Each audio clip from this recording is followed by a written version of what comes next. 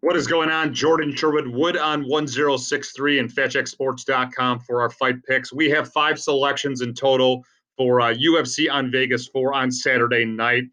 It would have been a 6th selection, and this is where we're going to concentrate this video on Gian Villante making his heavyweight debut against Maurice Green.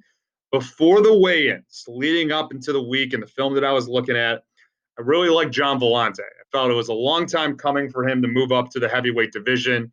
It always kind of seemingly a struggle for him to get down to the 205-pound weight class. He was always built up as a bigger guy, and he had talked about for years, the last couple of years, that he was going to eventually move up to the heavyweight division. And from what I saw in film of Maurice Green, a guy that's been finished in his last 2 fights, gets a little bit overzealous, actually was getting teed up a little bit against Junior Albini in a heavyweight contest about a year and a half, 2 years ago. And despite the fact that he had now moved to Jackson Wink, he's got a bunch of different heavyweights to train with on a daily basis. He gets caught up in the cage a lot.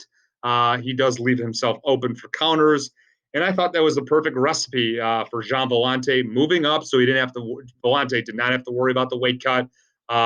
He certainly would be able to box up Maurice Green, benefit from the smaller octagon.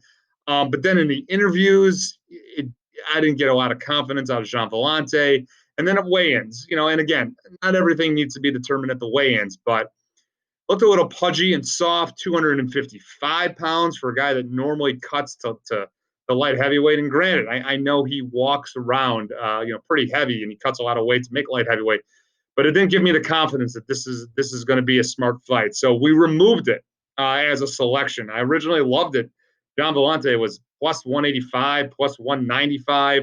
I thought this was going to be a slow, methodical kind of boxing match that Maurice Green, who has gotten tired in all of his wins and all of his losses, Gian Villante kind of fights at a methodical pace. He'd be able to box him up and win late in the fight or via decision. We're now completely off of that fight. I don't want anything to do with it. I'm probably all in on Maurice Green getting an early first-round knockout, maybe a similar fight to what he had in his victory over Junior Albini. So it's really disappointing. But that's one of the reasons why I do wait up until the day before the fight to release picks officially with FatCheckSports.com. I've got 5 selections again in total. Always available. You could DM me, follow me on Twitter, Wood on 1063 if you want advice leading up to an actual fight. Happy to engage and have conversation about the fight picks that we like. But Gian Villante is not one of them anymore, so he has been removed as an official pick. But we still got thoughts on Dustin Poirier and Dan Hooker in the main event. We've got some guys we like on the prelims, a couple of other thoughts on the main card, and we've stayed away from the Mickey Gall and Mike Perry fight. There's too many variances heading into that fight that we don't like.